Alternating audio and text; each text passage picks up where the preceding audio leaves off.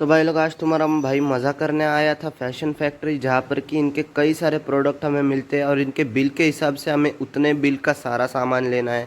तो अब वो जितना भी सामान हमको मिलेगा हम उस सभी सामान में से हर एक खरीदी करेंगे। अब उनमें से हमें फैशनेबल शूज़, यहाँ तक कि कई सारे बैग्स और यहाँ तक कि हमारे अमेरिकन टूरिस्ट बैग्स भी हमको मिलेंगे। और भाई इसके साथ साथ ना मैंने इनके कई सारे ऑफर्स भी पढ़े, अब मैं आपको उनके बारे में बताता हूँ। लेकिन मुझे ये समझ में नहीं आता, इनके पास इतने फैशनेबल कपड़े होने के बावजूद भी हमसे कपड़े लेके कौन सी स्कीम नहीं चालू कर रहा है। तो ऐसे ही ज़रा नीचे जाते जाते मैं ज़रा इनके ऑफर्स पढ़ रहा था और अब मैं आपको उनके बारे में बताऊँगा। तो देखो यहाँ वहाँ घूमते घूमते ना मुझे इनके कई सारे कपड़े दिखे और इनके कपड़ों में ना अलग अलग क्वालिटी के दाम थे, जैसे कि कई कॉटन के कपड़े थे, कई लेदर के कपड़े थे। तो अब इन्हीं कपड़ों को हम सब एक साथ अगर देखें तो इनके कई सारे पैसे होते हैं, लेकिन फिर भी 60% ऑफ 70% ऑफ करके हमको दे देते हैं। और अभी मुझे ही उससे याद आया कि मैं इनकी तरह ही अब मेरा भी एक प्रमोशन कर रहा हूँ, क्योंकि मेरी एक वीडियो आने वाली है जिसमें कि मैं कुछ ऐसी एंटिटीज़ और यहाँ तक कि पहाड़ी कुछ ऐसे हॉरर इंसिडेंट्स के मैं बारे में अब आपको बताने जा रहा हूँ ना, उसी के ऊपर मेरी एक वीडियो आ रही है, तो चेकआउट करना ना।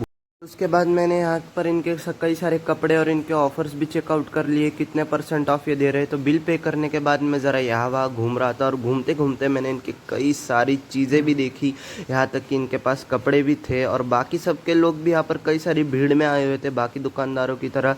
तो फिर इन सबको ख़त्म करने के बाद मैं आ गया A1 कैफ़े, जहाँ पर कि कई सारे खाने के आइटम मिलती है और कई सारे ढाबा स्टाइल खाने के आइटम मिलती है। तो फिर उतने में ही खाने के लिए हमने ऑर्डर कर दिया कच्ची दबेली, बर्गर और फ्रेंच फ्राइज। तो भाई साहब इनकी जो दबेली है ना इतनी बढ़िया लग रही है, ऐसा लग रहा है कि किसी ने पाव भाजी की भाजी मुझे पाव के अंदर डाल के दे दी है। मतलब ये मीठा भी है और तीखा भी है, अलग अलग से मीठा लग रहा है, अलग अलग से तीखा लग रहा है। इसी की वजह से इसके फ्लेवर काफ़ी बढ़िया है और इसके अंदर के जो मसाले हैं ना भाई मुझे वो काफ़ी पसंद आए।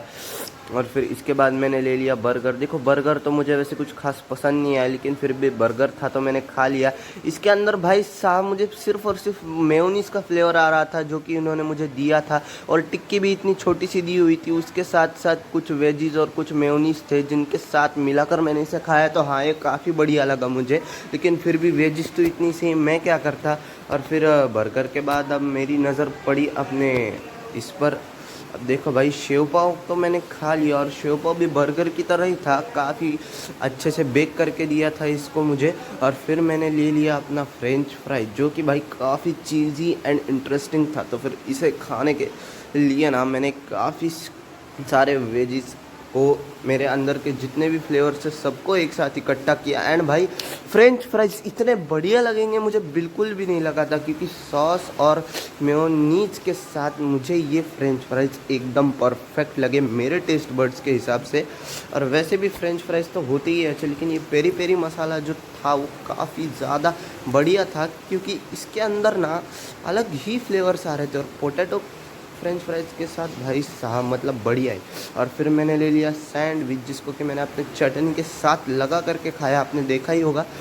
लेकिन इसके अंदर जो पोटैटो को अलग से, मतलब ऐसे पोटैटो को मसालों से किसी तरह से इनको बेक करके दिया था, जिससे कि खाने के बाद मुझे ऐसा लग रहा था कि यार पोटैटो फ्रेंच फ्राइज से भी अच्छे थे ये सैंडविच, क्योंकि इनके।